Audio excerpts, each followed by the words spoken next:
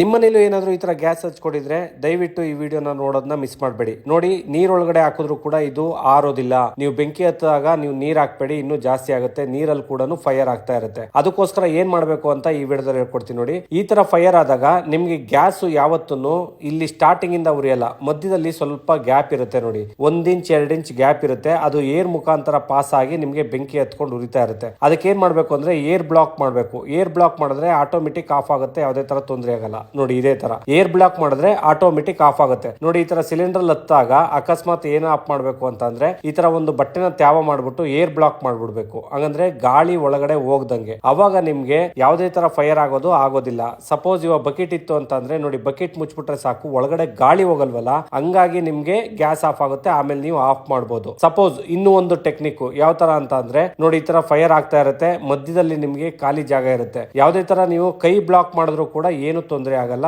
Gas off ಆಗುತ್ತೆ. ಹಾಗಂದ್ರೆ air block ಮಾಡೋ ಕಾರಣದಿಂದ ಬೆಂಕಿ ಅನಾಹುತನ ನೀವು ಕಂಟ್ರೋಲ್ ಮಾಡಬಹುದು.